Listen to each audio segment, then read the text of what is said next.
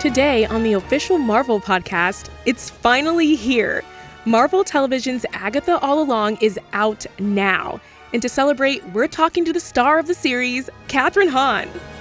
It's exciting that I've been able to grow alongside makers of things that want to explore women's stories. That's not all. We'll also hear from Agatha All Along production designer John Collins and costume designer Daniel Selon. With the costumes, we get to go to all of these different spaces. It's a very wide scope and a wide spectrum of things that we get to explore. And last but not least, we shine a staff spotlight on Marvel Games creative development manager Dakota Maysonet. I can't preach enough that passion is the lifeblood of creation. I'm Raylo. And I'm Sade Spence. And this is the official Marvel podcast.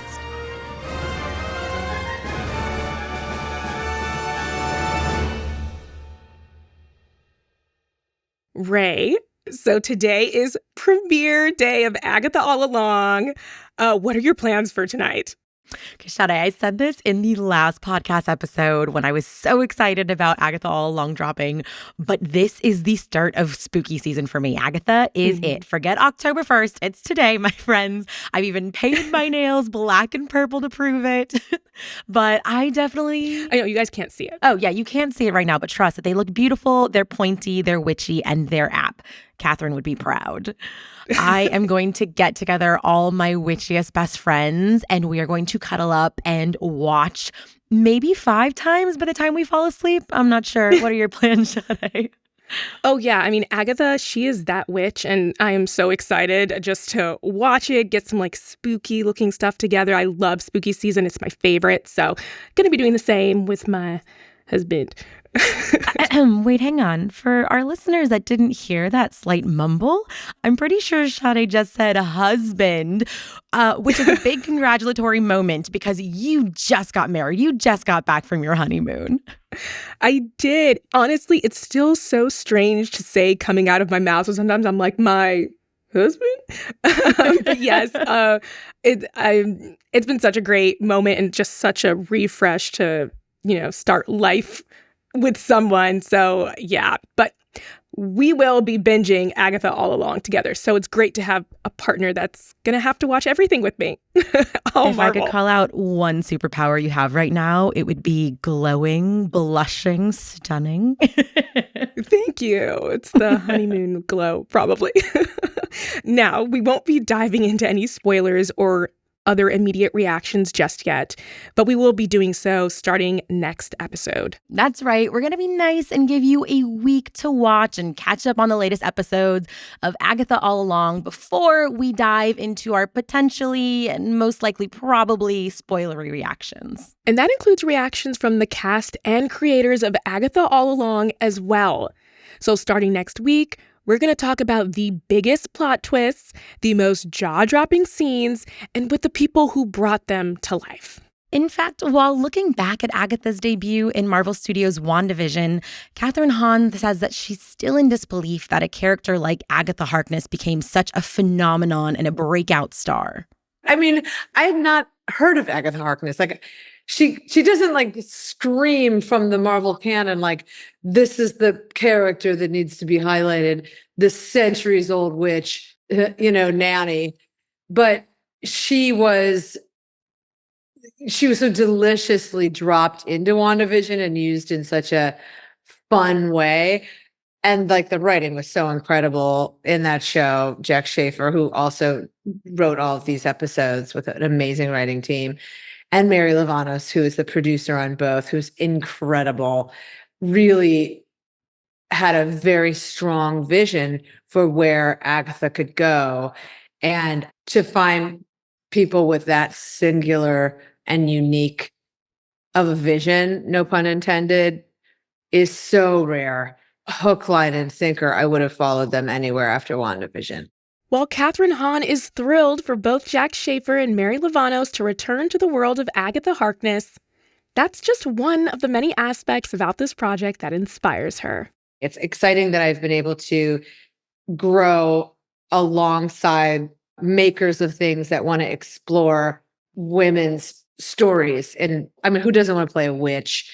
It's the coolest and dangerous and threatening and like all the things like so especially at this age in my life to be able to like have been able to work that out has been so freaking fun.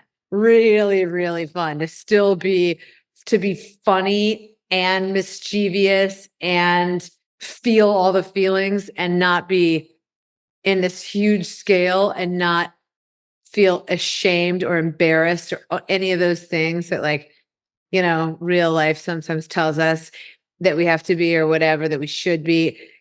To throw all that out the window was so liberating, I think, for all of us. It was really fun. Kathryn also says that the best part about playing a character like Agatha Harkness, outside of, having superpowers, is that Agatha's also a performer. So it was very fun to be able to play all these different versions. Like it really is about the evolution of like performance and acting. So like that kind of meta journey was really fun. Styles of acting, like it gets really, really real. And then she takes really big swings. So that all was very fun in both WandaVision and in Agatha All Along. For Agatha All Along, Hahn also got to bring incredible musical moments to life. And not to mention, sing alongside her co-star and Broadway legend, Patti LuPone. Oh, I mean, first of all, you can't, I had to just like, la, la, la, la, la, because, I mean, how could you ever try to put yourself in the same category as Patti LuPone? It was too much. So you just had to just sing out and hope that it blends in somewhere. And to have to be able to sing in harmony again for the first time for Agatha was really beautiful for all of us. Like the rehearsals together, all of it was amazing. And as for some of her other co-stars, Kathryn's relationship with Joe Locke has extended beyond their characters' rapport. When I met him in the chemistry read, I saw something behind his eyes that was so deep and difficult to find. Like he is for being so young, he has such a soul, like such a profound presence. And we all the women in this feel so freaking protective of him and have from the beginning because so much has happened in his life in such a short period of time. And he's still like such a sweetheart. And I loved working with him. So yeah, he's a special one, really, really special. Now, while we heard from Kathryn Hahn about her portrayal, there's a lot more that goes into a character than just the performance. There's hair, there's makeup, costumes, and even production design. And now I know we said we weren't going to spoil anything from the first 2 episodes, but the following will get into some of the series' antagonists. So consider this a minor spoiler warning. That's right, Sade. Luckily, we got a chance to hear from costume designer Daniel Selon on how they help bring the characters of Agatha All Along to life through their attire. With the costumes, we get to go to all of these different spaces. It's a true scope, a very wide scope and a wide spectrum of things that we get to explore. And that is not only deeply satisfying because we're not stuck in a narrow lane of design, but also incredibly challenging because we have to figure out what are the rules of, for example, the world of the road, and how is the road as a character manipulating each of these witches.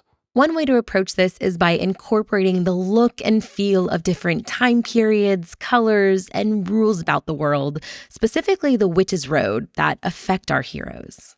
And so we took that and we sort of ran with their hero colors. And so we wanted to maintain certain silhouettes so that like Agatha often, her road witch look is this tailored long coat. So we wanted to carry that through so that the road was always transforming her into something that had details in the tailoring, or it was some kind of blazer or a coat that gave her some structure. And we maintained that lone crow, sharp, angular lines and silhouette.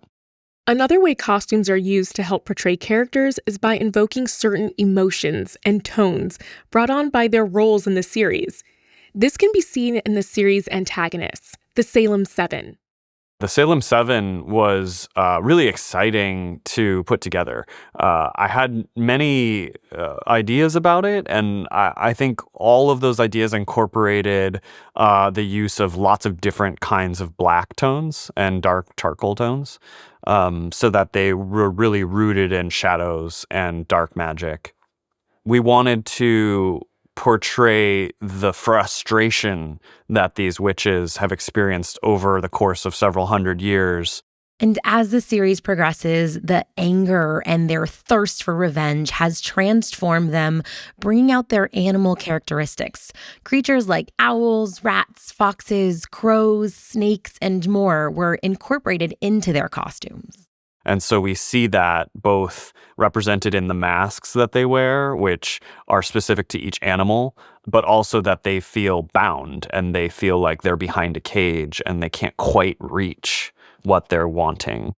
Now, if the costume designer helps bring the characters to life, then the production designer helps establish the world of Agatha all along.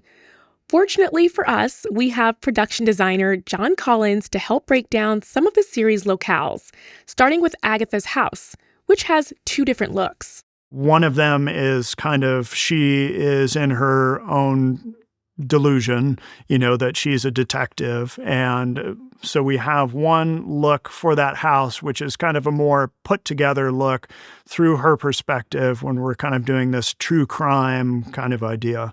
And then when we see it again, it is much more disheveled, kind of through the eyes of teen, which is the reality of this tormented woman who is under a spell, who her life is kind of falling apart around her. So it's the same house, but we're dressing it in two different ways to show those two different ideas.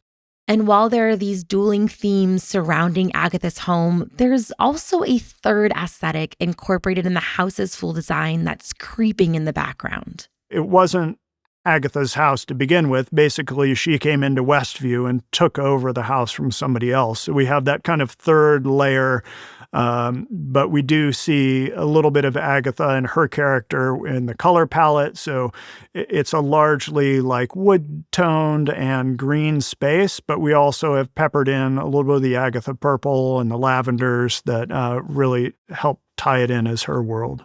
As for the locales that John enjoyed designing the most, he says that the variety throughout the sets has been his favorite. Typically, there's a through line and several sets kind of the same vein.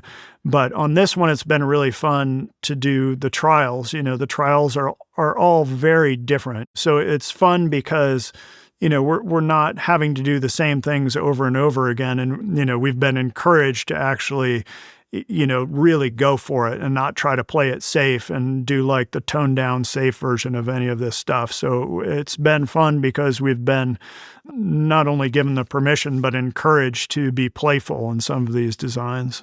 I truly can't wait to see what the trials have in store for our coven. But to find out for yourself, be sure to tune into Agatha All Along only on Disney+. Speaking of the folks working behind the scenes to bring the worlds of Marvel to life, Dakota Maysonet is a creative development manager for Marvel Games. He's worked on games like Marvel Future Revolution and the upcoming Marvel Rivals. That's right. And I was able to recently catch up with Dakota and get a little bit of the behind the scenes on what goes into making a Marvel game like Marvel Rivals.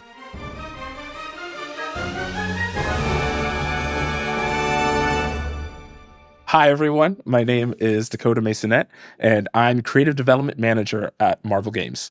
So can you talk a little bit about your connection to Marvel? Were you always a fan? Yes, I have been a fan of Marvel since I was a kid. My dad gave me a copy of Devil Dinosaur #4, which featured Moon Boy and Devil Dino duking it out with some alien invaders. I was immediately sold. So I grew up with that, reading the comics, falling in love with the films and the games as I grew up. Yeah, I've been a fan for a very long time. That's so beautiful. So now, how did you get your start as a creative development manager at Marvel Games? I've been at Marvel for 5 years now. I started as a creative assistant, but before that, I went to school for creative writing, and I've had a bunch of different jobs that involved writing. So, copywriting, I even did red carpet interviews for a while. But after working in a marketing agency that focused on video games, I found my way here. Awesome. So, can you also talk a little bit about the development process for creating storylines in Marvel games? Where do you start with something like that? The one thing that I could really say when it comes to the story is that we guide our partners. So, we have lots of different partners across many different platforms. And the thing they have in common is that they are all each trying to tell a story. So for us, we are helping offer solutions to narrative problems and helping make sure that we are adding to the Marvel authenticity for each of these stories and making sure it flows. We really want our partners to feel like they are playing in a sandbox, the Marvel sandbox, the way they want to. At the end of the day, we're just trying to occasionally hand over certain toys or explain how to make them work and piece together when it comes to making their story come to life. What would you say are some of the elements then that can make a great Marvel Games storyline? Mm, mm. We always work on building a solid foundation. The core philosophy has a lot of different analogies, but the one that I'll go through is like making a game of chess. So we start with the pieces. Who are we putting into play? What do each of these characters and pieces do? Then we go to the board. Where are we? What is the iconic Marvel setting? Are we in New York? Are we off in space? Are we in the dark dimension? What are we doing? Then the placement. Then the placement. Who are these characters aligned with? Do they like each other here? Do they not like each other here? How do they know each other? What's the connective tissue between them all? Then the opening move, the inciting action. What's kicking off this story to get these pieces moving? And then the rest just kind of falls into place and everything moves accordingly until the pieces are in an end game. And hopefully it's one that feels authentic to each of the characters at the end of the day. So, when you are establishing lore within the Marvel Universe, how do you work with other Marvel storytellers to make sure that it's in character, as you mentioned, for those heroes or villains? That is a really great question. So we do work regularly in communication with our partners over at Marvel Publishing, Marvel Studios, sharing ideas and seeing what we're doing with these characters and making things feel authentic and unified in the directions that we're going. However, we are given a lot of leeway and freedom to work with these characters in the ways that make the most sense for our partners, as I mentioned, that the stories that they want to tell aren't impeded. And it's really like our internal voices with me and the rest of the creative team and the rest of the Marvel Games team as a whole, contributing ideas of how these characters are represented. And in the communications we share with the other departments, they are also adding to new things in their own way that we take inspiration from, but also try to push and tweak to make sure they feel right for whatever we're trying to do. That is really cool. So let's also, it is. Let's also talk character selection. Why is that so important for a game? So we say that Marvel is storytelling, but what is a story without the characters that we're picking? So as you said, the character selection is very important. I think one of the things that we look for is that Marvel's 85 years old. We have people that are coming from all walks of life, from all sorts of different eras of reading, that each have different favorite characters. It could be an all-star character like Hulk or someone lesser known like Jeff the Landshark. So it's important to pick characters that are like able to represent each of these potential players. So it's super important that we're picking a wide variety of these characters. Yes, we're giving the respect to these all-star landmarks of Marvel that have been around for ages, but we're also letting some of the newer characters get their share of the spotlight because you never know who is someone's favorite. You know, you kind of talked about this and touched on it a little bit, but when you are creating the character lineup for a game, what specific elements are you looking at? What do you think makes a compelling lineup for fans and players? Great question, Sade. We really do believe that it's gameplay first over at Marvel Games because if the gameplay isn't good, the feeling of the game itself won't really stick. So we are choosing characters that reflect the development of that gameplay and how awesome Marvel is across all of its many years. So let's take a look at How about Marvel Rivals as an example? you know what? That's a great example. We look at like teams, we have the X-Men, the Guardians, the Avengers, all these great families, and some are well known, some are lesser known. And we try to pick a 70-30 split.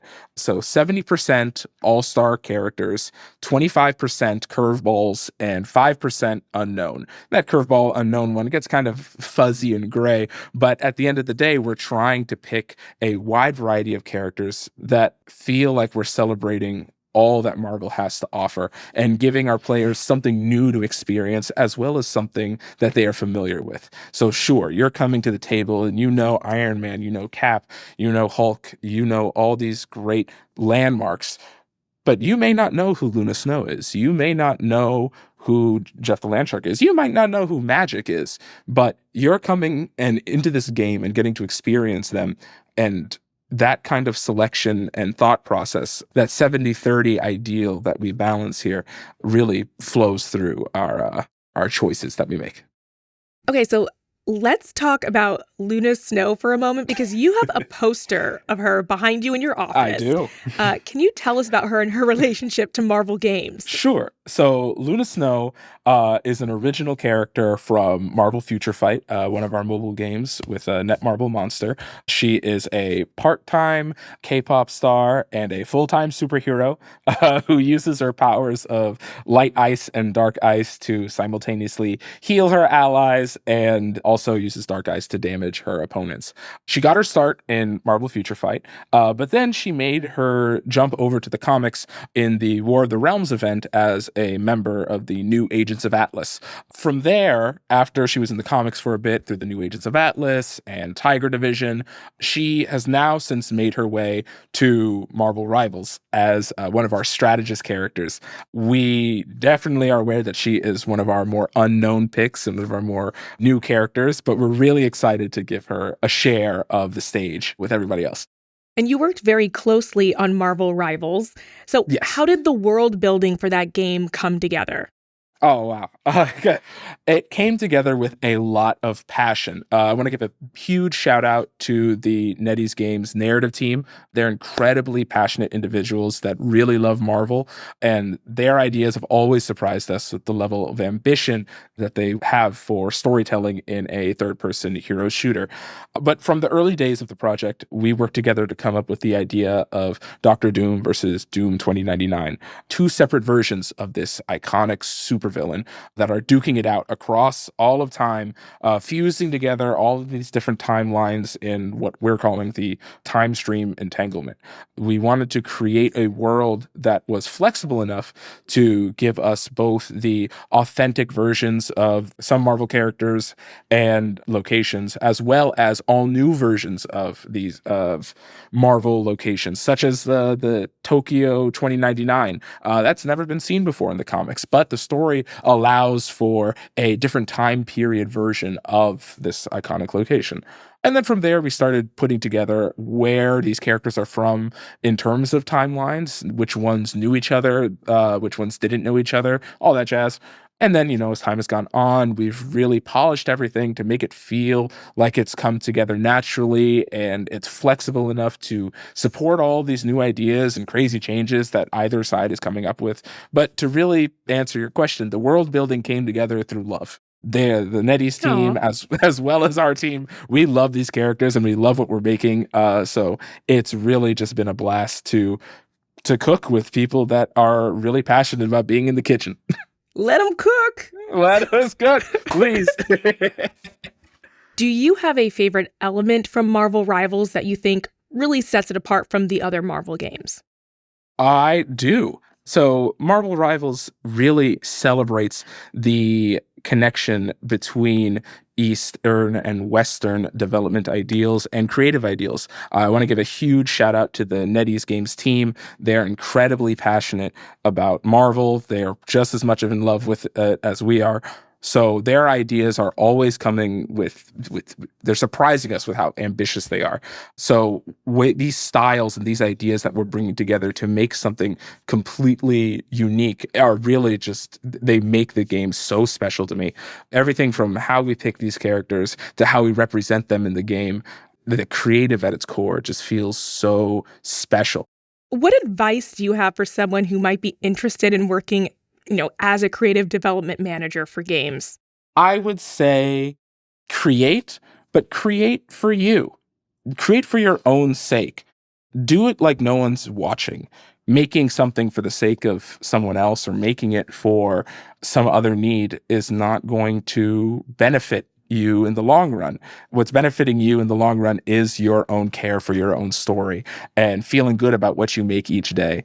I can't preach enough that passion is the lifeblood of creation. That is such fantastic advice. You said passion is the lifeblood. So? That was also very poetic. I'd like to put that out there as well. But I think it's very great and very honorable to do it for you.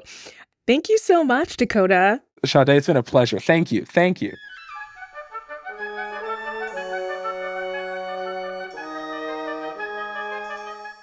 As we just heard Dakota Maysonet mention, there's a Marvel hero who actually made their first appearance in a video game long before she appeared in a comic. She's a member of the Korean superhero team Tiger Division, an agent of Atlas, and even a member of the world-renowned K-pop group 4Lit. I'm of course talking about Luna Snow, aka Seol Hee, the Korean pop singer and superhero who uses her ice manipulation powers to protect the people in the Pacific Rim and across the globe. But she wasn't always a superhero. In 2019's Future Fight First, Luna Snow Issue 1, written by Alyssa Wong, she made her debut as a member of 4Lit, though her debut was cut short as the group was attacked by an evil science-based organization known as AIM. Amongst the chaos, she manages to cause the reactor to malfunction, leading to an explosion that frees her and her friends and leaves Seol with ice manipulating abilities. Using her newly acquired abilities, Seol goes after the leader of this group, Joro Spider. Joro Spider begins to mock her, claiming that she's supposed to be an entertainer, not a hero. And it's at this moment that Seol truly becomes Luna Snow, hitting Joro Spider back with the following: "I'm not trying to be a hero. Just because I'm not one doesn't mean I can't stand up to people like you."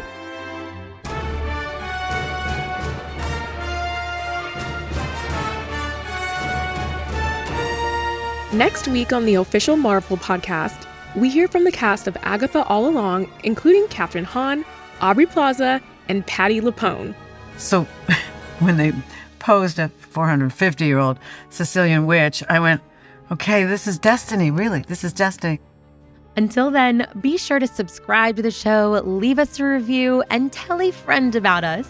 This episode of the official Marvel podcast was hosted by Sade Spence and myself, Ray Lowe. Our producer is Jasmine Estrada, with help from Senior Manager of Audio Production and Development, Brad Barton, and Production Manager, Emily Godfrey. Mixed by Emma Munger. Theme music by Ida Akbal. Executive producers are Larissa Rosen and Jesse Berger. Catch up on Agatha All Along. Thank you for listening, and we'll see you with spoilers next week.